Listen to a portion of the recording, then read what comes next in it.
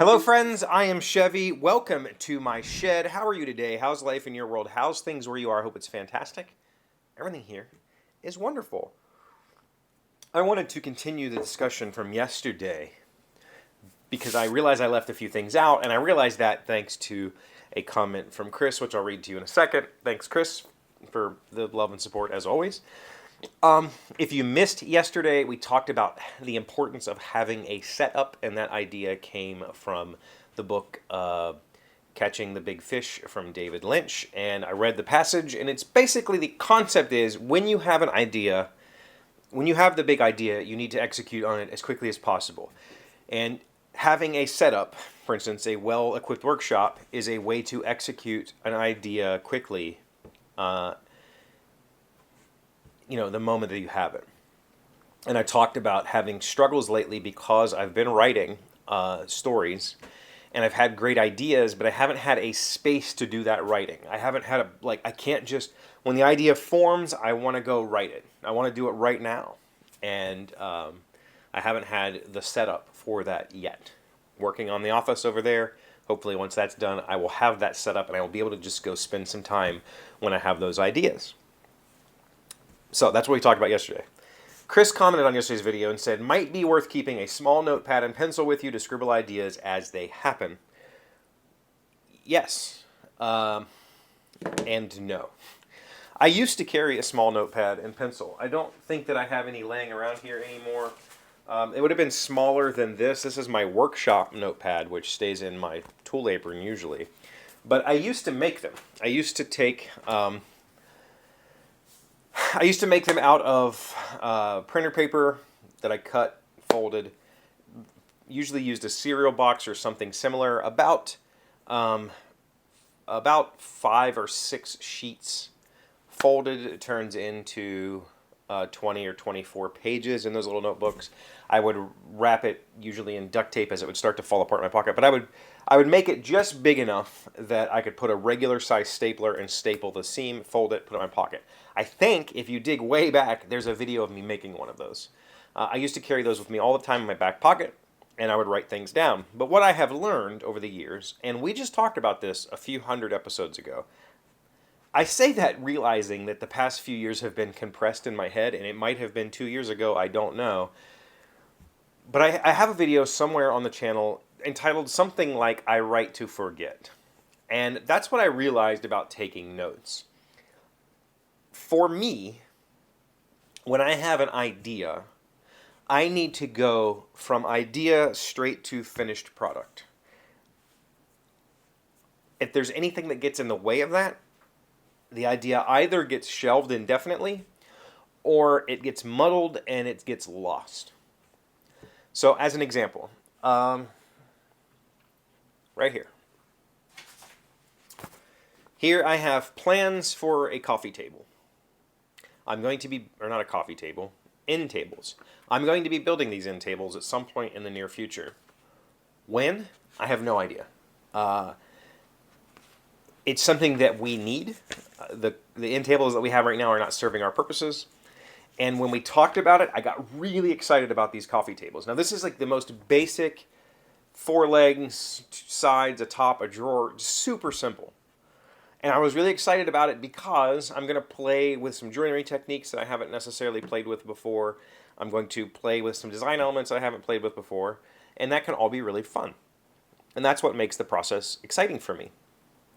So in that, I designed the coffee table. I have measurements. I'm ready to go. I have not yet executed. My excitement for this project is now nilch. I'm not excited for it at all.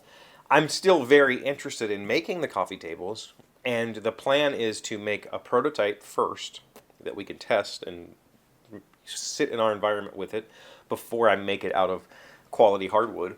But the excitement's gone.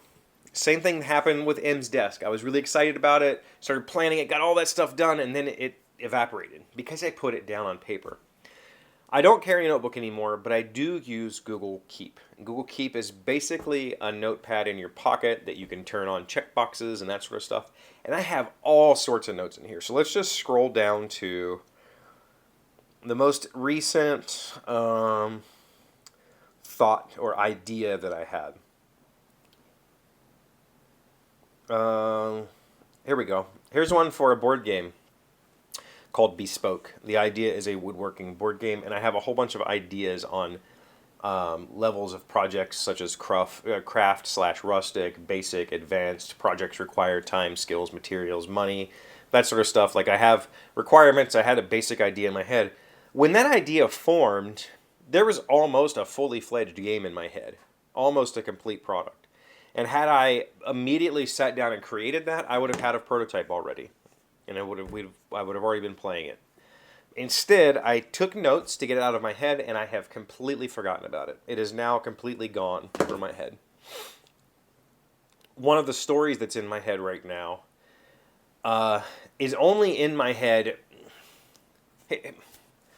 Here's the problem with the writing, all right? The problem with the writing is I end up having good ideas for situations or scenes or actions or whatever, and I end up almost fully fledging those scenes out in my head. The problem is those scenes don't make a story. Those scenes might just be the beginning, or even just a cool battle that I want to describe, or a place that I want to describe. And in my head, I will literally write out sentences. It gets me really excited for that setting, gets me really excited for that place. The problem is the rest of the story isn't there. One of the ideas that I have is sort of a hero's journey.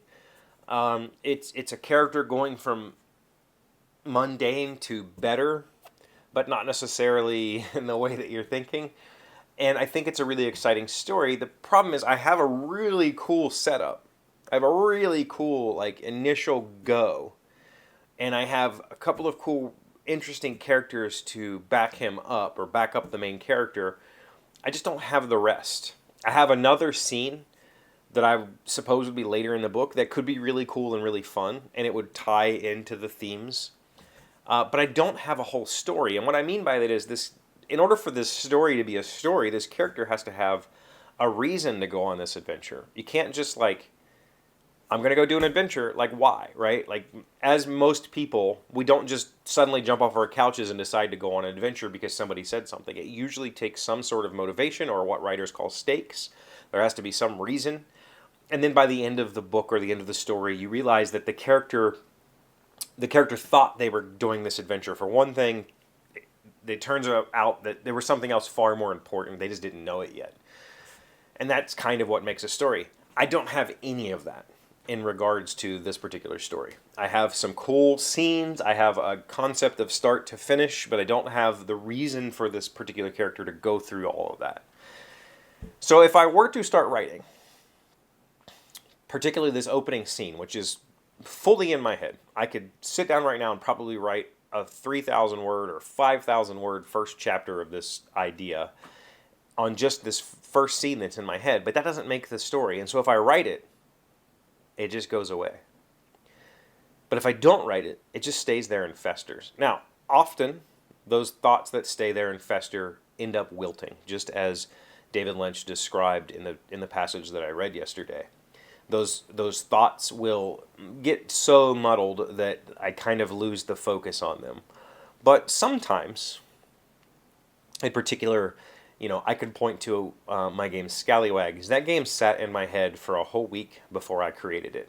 And when it came out of my head finally, it was a full game. I playtested it one time and then it was published.